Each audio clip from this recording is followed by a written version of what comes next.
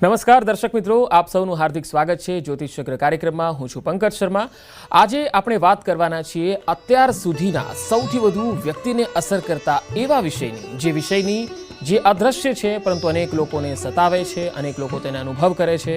આજે આપણે વાત કરવાના છીએ ડિપ્રેશનની. જી હા, રાશિફળ તો જાણવાના છીએ, પરંતુ આજની ખાસ વાતમાં આપણે શરૂઆત કરીશું ડિપ્રેશનથી.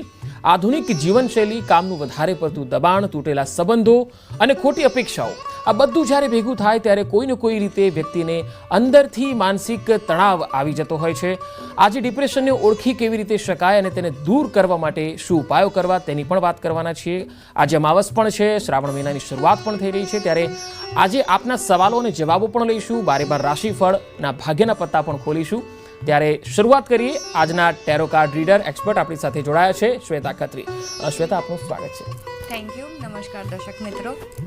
શ્વેતા, મહત્વનો વિષય છે આજે, કારણ કે શ્રાવણ મહિનાની શરૂઆત, આજે અમાવસ છે, પરંતુ ડિપ્રેશનનો વિષય આજે મેં એટલે રાખ્યો છે કારણ કે જ્યારે પ્લેન ક્રેશની દુર્ઘટના બની ત્યારથી મેં જોયું છે કે ઘણા બધા લોકો ડિપ્રેશનનો શિકાર, અને જે સાયકિયાટ્રીની જે ઓપીડી છે એમાં પણ ઘણા બધા દર્દીઓ આવી રહ્યા છે.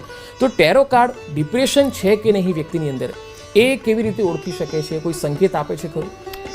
હા, ટેરોથી આપણે જાણી શકીએ છીએ કે તમારું અત્યારે માનસિકતા કઈ તરફ જઈ રહી છે, આપણા વિચારો કઈ તરફ જઈ રહ્યા છે.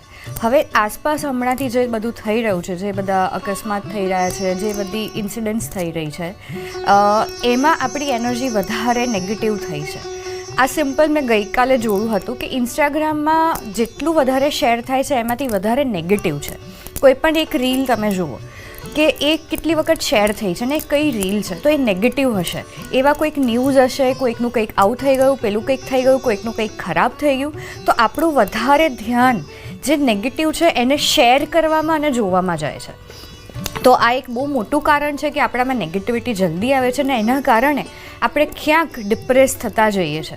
આજુબાજુની એક્સપેક્ટેશન, એટલે કે કંઈક અપેક્ષાઓ કે કંઈક આવું થઈ જાય, પેલું થઈ જાય, સારું થઈ જાય, અને એ ના થાય તો આપણે તરત જ માનસિકતા નીચે આવી જાય છે. કારણ કે આપણે પોતાના મનને એટલું બધું વીક, એટલું નબળું બનાવી દીધું છે કે જેના કારણે કંઈ પણ નાની વાત આવે છે, કોઈક આપણને કંઈક બોલી ગયું તો પણ તરત આપણને ખોટું લાગી જાય છે, અને તરત આપણી માનસિકતા બદલાઈ જાય છે અને આપણે ડાઉન થઈ જઈએ છીએ. બિલકુલ. તો આયુર્વેદ, યોગ અને અલગ અલગ થેરાપી પણ છે, એસ્ટ્રોલોજીમાં પણ ઘણા બધા ઉપાયો હોય છે, વૈદિક ઉપાયો પણ હોય છે. ત્યારે આ ટેરો કાર્ડમાં ડિપ્રેશનને દૂર કરવાના કોઈ ઉપાયો ખરા? હા, ટેરોમાં બધા જ ઉપાય છે. ટેરો બહુ જ સારી રીતે માર્ગદર્શન આપે છે. સૌથી પહેલાં તો આપણને જાણ કરે છે કે તમે અત્યારે કયા સ્ટેટમાં છો, અને એના પછી જે કાર્ડ્સ ગાઈડન્સમાં આવે છે, એટલે કે માર્ગદર્શન તરીકે આવે છે, જેમ કે મેડિટેશન કરવું, કુદરત સાથે કનેક્ટ થવું, કે તમારે કોઈકની સાથે કંઈક શેર કરવું. કારણ કે ડિપ્રેશનનું એક કારણ એ પણ છે કે તમે કંઈક શેર નથી કરી રહ્યા, તમારા મનના વિચારો લોકો સુધી નથી પહોંચાડી રહ્યા, તમે તમારા ઘરમાં જ તમને જે થઈ રહ્યું છે અનુભવ એ તમે શેર નથી કરી રહ્યા, તમે અંદર જ રાખો છો, અને આ પણ એક કારણ છે કે તમને ડિપ્રેશન આવે છે. તો ટેરો આપણને સરસ રીતે સમજાવે છે કે તમારે અત્યારે શું કરવાની જરૂર છે. તો ટેરો જ્યારે આપણને કંઈક માર્ગદર્શન આપે છે અને ફોલો કરો છો તો 100% એમાંથી તમે બહાર નીકળવા લાગો છો અને ફાયદો થવા લાગે છે. બિલકુલ. તો ડિપ્રેશન અથવા અંદરથી તૂટેલા વ્યક્તિ માટે કોઈ સંકેત હોય એ આપ કહી શકો? હા, સંકેતમાં જેમ કે તમે જોશો કે જ્યારે કોઈ વ્યક્તિનું જે માનસિક વલણ છે એ નેગેટિવ તરફ જવા લાગે છે, ડિપ્રેશન તરફ જવા લાગે છે, ત્યારે એ એકદમ ડાર્ક ઝોનમાં રહેશે, એટલે કે એકલા રહેશે, લાઇટ્સમાં નહીં રહે, જલ્દી લોકો સાથે વાત નહીં કરે, ક્યાંક ફોનમાં કે કશાકમાં જ રહેશે, અને ક્યાંક બહાર જવાનું થાય તો અવોઇડ કરશે કે મારે નથી જવું, મારે કોઈની સાથે વાત નથી કરવી, પ્રોપર જમવાનું નહીં, કે વધારે પડતા જ પોતાના ઝોનમાં જ રહ્યો. આ બધા એક સાઇન છે કે તમે ક્યાંક ડાઉન જઈ રહ્યા છો, માનસિકતાથી નેગેટિવ થઈ રહ્યા છો, ડિપ્રેશનમાં જઈ રહ્યા છો. અને ક્યારેક એવું પણ થાય છે કે પોતે જાતે જ વિચાર કરતા હોય છે કે મારે હવે મરી જવું છે, સુસાઇડલના થોટ્સ આવે. આ પણ એક સાઇન છે કે તમે ક્યાંક નેગેટિવ તરફ જઈ રહ્યા છો. તો શું ક્યારેય એવું બન્યું છે ખરું શ્વેતા કે તમારી પાસે કોઈ વ્યક્તિ એવો આવ્યો હોય જે એની મનોદશાની તીવ્ર સમસ્યા હોય અથવા તો એને આપઘાતના વિચારો આવતા હોય અને આવા સંજોગોમાં તમે એનું માર્ગદર્શન કઈ રીતે કરો છો?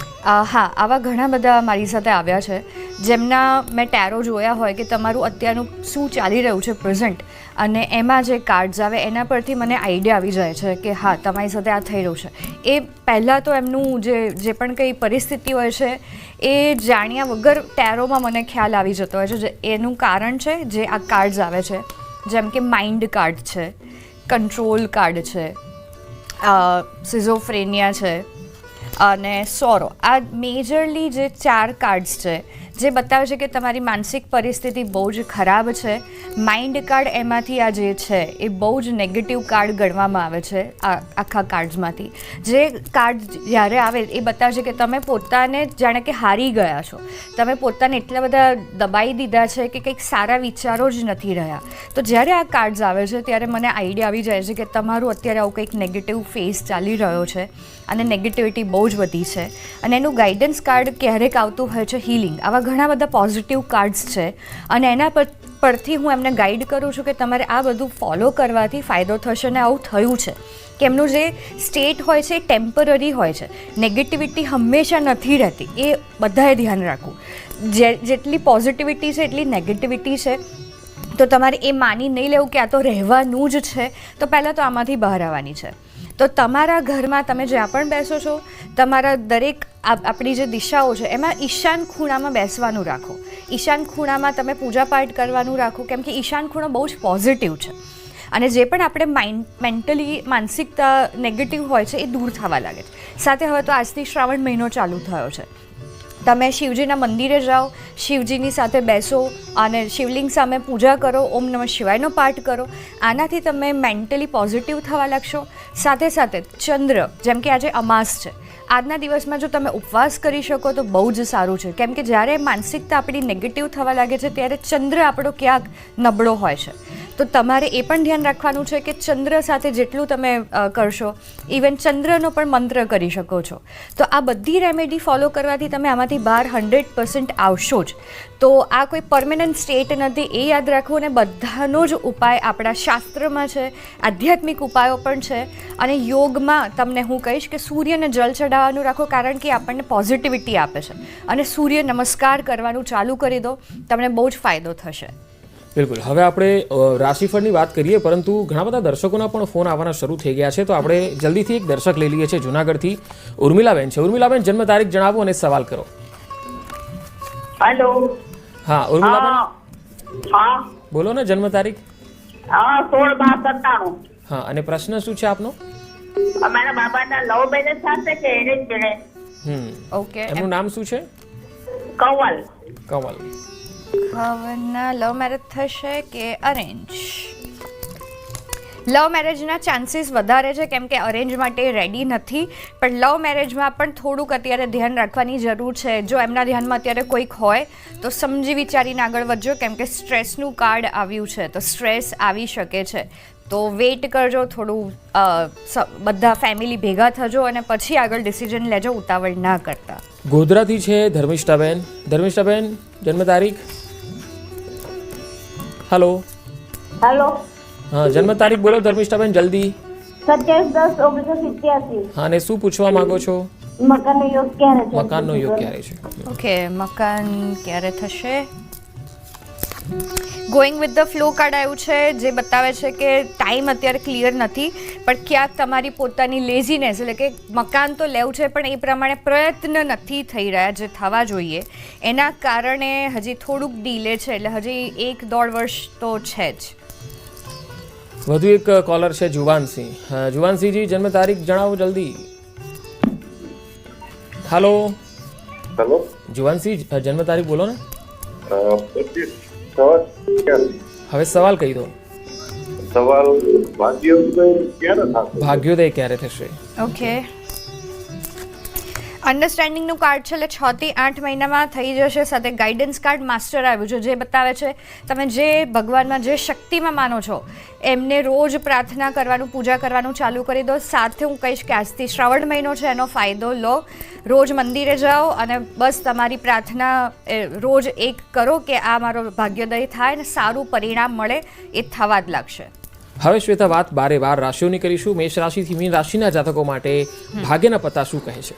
તો આજે શ્રાવણ મહિનાનો પહેલો દિવસ આપણે ગણીએ, અમાસ છે, અને જોઈએ કે બધાનું કેવું રહેશે આજનો ખાસ દિવસ. મેષ રાશિ આપણે જોઈએ. મેષ રાશિ માટે છે સોરો.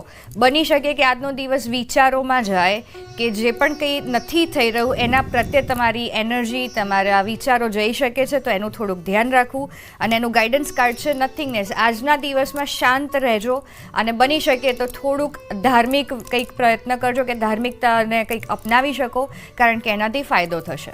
વૃષભ રાશિ આજની જોઈએ, જે આવ્યું છે કંટ્રોલ. ફરી એક કંટ્રોલનું કાર્ડ થોડુંક નેગેટિવ છે વૃષભ રાશિ માટે. આજના દિવસમાં તમે બધું જ કંટ્રોલ કરવા ટ્રાય કરો કે આ આવી રીતે થવું જોઈએ, આ ટાઈમે થવું જોઈએ, ને એના કારણે તમે બહુ જ પ્રોબ્લેમમાં આવી શકો છો. અને એનું ગાઈડન્સ કાર્ડ છે આજે વધારે પડતો સ્ટ્રેસ નથી લેવાનો, જેટલું થાય એટલું જ કરવાનું છે, બધું જ કરી દઈશ એવું એમાંથી આજના દિવસમાં ખાસ બહાર આવજો. અને જે પણ કંઈ કરો એ તમે જાતે કરજો. બીજું આગળ જોઈએ મિથુન રાશિ. મિથુન રાશિ માટે છે આઇસોલેશન.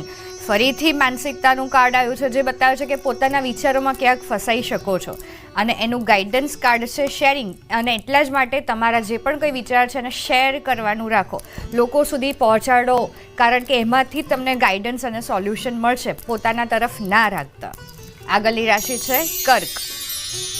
કર્ક રાશિ માટે આવ્યું છે ફરી સિઝોફ્રેનિયા. આજે માનસિકતા પર વાત થઈ છે ને આજે તો આની જ વાત ટેરો પણ કરી રહ્યું છે કે સિઝોફ્રેનિયા એટલે કે આજે કદાચ તમે કોઈ પણ ડિસિઝન લેવામાં અટવાઈ શકો છો, અટકી શકો છો. અને એનું ગાઈડન્સ કાર્ડ છે પ્લેફુલનેસ. આજનો દિવસ સારો તો જવાનો જ છે, પણ તમારું ફોકસ બદલવાની જરૂર છે. જે નથી એના કરતાં જે થઈ રહ્યું છે એના પર ધ્યાન આપજો, બાકીનો દિવસ સારો છે. સિંહ રાશિ આજની જોઈએ, જે આવ્યું છે કરેજ. બહુ જ પોઝિટિવ કાર્ડ છે કરેજ. આજના દિવસમાં થોડી સ્ટ્રગલ આવી શકે છે, પણ દિવસ બહુ જ પોઝિટિવ રહેશે.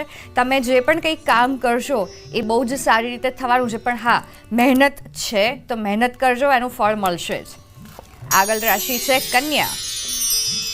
કન્યા રાશિ માટે પણ પોઝિટિવ કાર્ડ છે થંડરબોલ્ટ, જે બતાવે છે કે આજનો દિવસ તો બહુ જ સારો છે, પણ જે પણ કંઈ ડિસિઝન લેવું હોય, આગળ વધવું હોય, કરી દેજો. વધારે પડતું ના વિચારતા, કારણ કે વિચાર કરશો તો કદાચ એ વસ્તુ નહીં થાય. તો આજનો દિવસ સરસ છે, આગળ વધી જાઓ અને તમને રસ્તા પર આગળ મળવાના જ છે. તુલા રાશિ. તુલા રાશિનો આજનો દિવસ એક્ઝોશન. કદાચ કામના લીધે તમારી એનર્જી ડાઉન થઈ શકે છે, વધારે પડતો થાક લાગી શકે છે, અને થોડુંક એનું ધ્યાન રાખવું કે પોતાના માટે પણ સમય આજનો દિવસ ફાળવવાનો છે. અને એનું ગાઈડન્સ કાર્ડ છે અલોનનેસ, એટલે કે તમારે પોતાના સુધી પહોંચવાનું છે. ક્યાંક તમે શાંતિથી બેસો, મેડિટેશન કરો, જે કંઈ કરવું હોય, બુક રીડ કરો, પણ આજનો દિવસ પોતાને ફાળવવાનો છે. આગળની રાશિ છે વૃશ્ચિક. વૃશ્ચિક માટે બહુ જ પોઝિટિવ કાર્ડ છે ટ્રાન્સફોર્મેશન. તમારે જે આજે કરવું હોય એ કરી શકશો. તમારી આજની એનર્જી બહુ જ પોઝિટિવ છે, અને એવા રસ્તા પણ ખુલવાના છે જેનાથી તમે તમારા ગોલ સુધી, જે પણ કંઈ કરવું છે એના સુધી પહોંચી શકો. આજનો દિવસ પ્રોપરલી એનો ઉપયોગ કરજો, બહુ જ પોઝિટિવ એનર્જીનો છે. આગળની રાશિ છે ધન. ધન રાશિ માટે છે ફ્લાવરિંગ. બ્લેસિંગ્સનું કાર્ડ છે. તમે જે શક્તિમાં માનો છો એમને આજે યાદ કરીને બધા કામ કરજો, પૂરા થશે જ. અને બની શકે તો તમારા ઘરમાં જે પણ ફિમેલ છે એમનો પણ સાથ લેજો, બહુ જ ફાયદો થશે. બહુ જ પોઝિટિવ દિવસ છે આજનો. આગળની રાશિ છે મકર. મકર રાશિ માટે છે લેઝીનેસ. લેઝીનેસ આવી શકે છે કે આજે કામ નથી કરવું અને આ થઈ જશે, પણ એનું ધ્યાન રાખવાનું છે કે આજે આળસ ના આવે. જે પણ તમારે કંઈ કામ કરવું છે એ કરજો, એનાથી ફાયદો થશે. અને સાથે માઇઝરનું કાર્ડ બતાવે છે કે એક્ટિવ રહેજો, નહીંતર પ્રોબ્લેમ આવી શકે છે. આગળની રાશિ છે કુંભ. કુંભ રાશિ માટે છે ઇનોસન્સ, બ્યુટીફુલ, સરસ દિવસ છે આજનો, જે બતાવે છે કે આજનો દિવસ તમે બધું જ ઓબ્ઝર્વ સરસ રીતે કરવાના છો, નેચર સાથે કનેક્ટ થવાના છો અને એનાથી ફાયદો થશે. તમારી ઓરા પણ પોઝિટિવ છે અને આજનો દિવસ કંઈક બુક, કંઈક સારી ચોપડી વાંચો, એનાથી ફાયદો થશે. નોલેજમાં વધારો પણ આજના દિવસમાં થશે. અને છેલ્લી રાશિ છે મીન. મીન રાશિ માટે આવ્યું છે ઇનર વોઇસ, બહુ જ સારું કાર્ડ છે. તમારા જે ઇન્ટ્યુશન્સ છે એને સાંભળવાનું છે, એનાથી ફાયદો છે. આજના દિવસમાં બહુ બધા ઇન્ટ્યુશન્સ આવશે જે તમને અંદરથી કહે છે કે આ કરો અને એને ફોલો કરજો, કારણ કે એ તમને સાચા રસ્તે લઈ જશે, સાચું માર્ગદર્શન આપશે. બહુ જ પોઝિટિવ દિવસ છે અને તમે આજ્ઞા ચક્ર પર આજના દિવસમાં મેડિટેશન કરો, બહુ ફાયદો થશે. બિલકુલ. હવે આપણે ફોનલાઈન ફરી એકવાર ઓપન કરી રહ્યા છીએ. ગાંધીનગરથી કમલેશભાઈ છે આપણી સાથે. કમલેશભાઈ, જન્મ તારીખ બોલો અને સવાલ કરો. હા, પ્રશ્ન કરો. પ્રશ્ન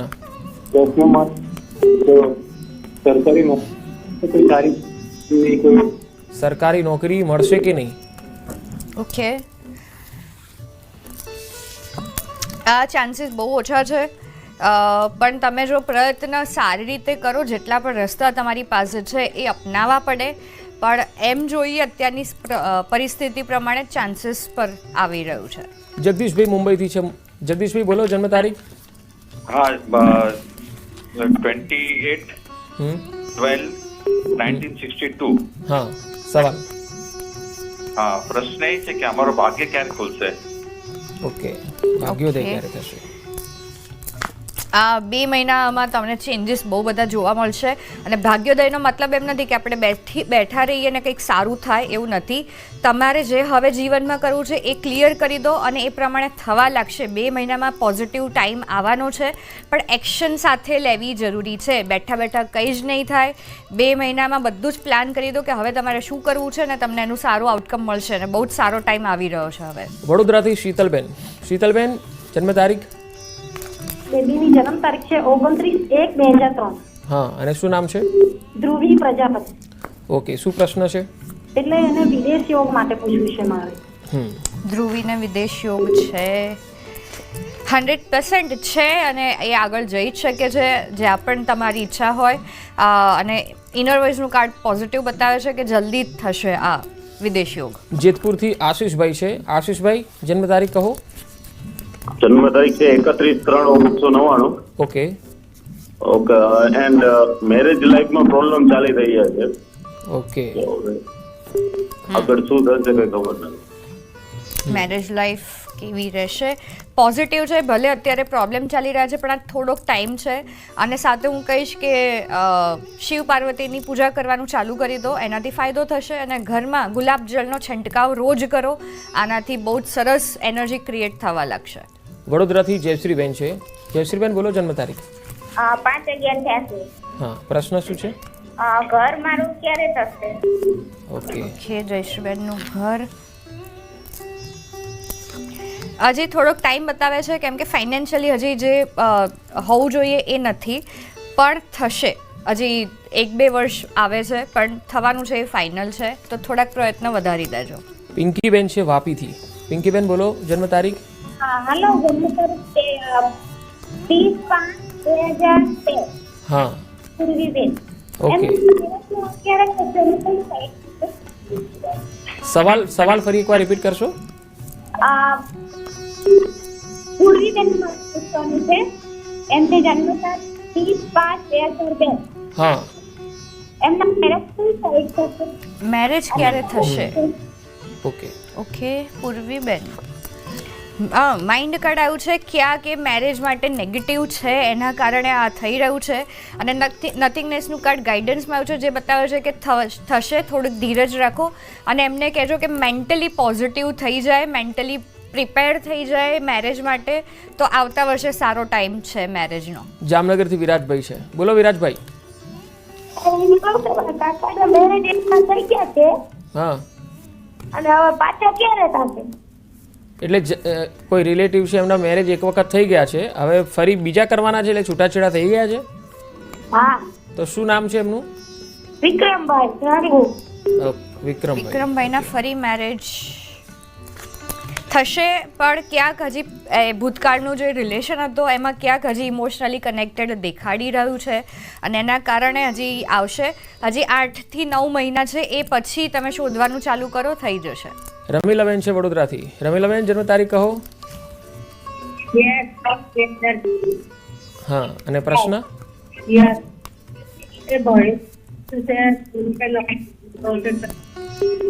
હા, પ્રશ્ન તમારો સમજાયો નથી રમીલાબેન.